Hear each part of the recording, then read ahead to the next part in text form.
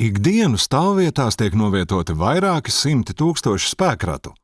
Novietojot savu auto stāvvietā, tu izmanto teritoriju, kurā noteikta konkrēta lietošanas kārtība, jeb noteikumi.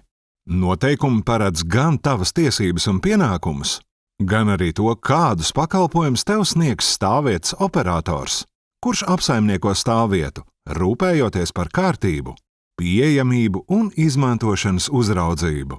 Operatora primārais uzdevums ir nodrošināt tev brīvu vietu auto novietošanai. Ir arī bezmaksas stāvvietas. Bez maksas, bet vai labākas? Maksa par stāvvietu ir cieņa pret īpašumu un tā saimnieku. Veicot apmaksu, tu norēķinies par pakalpojumu, zemes nomu un teritorijas uzturēšanu. Mēs ikdienā strādājam, lai tavam auto vienmēr būtu pieejama vieta.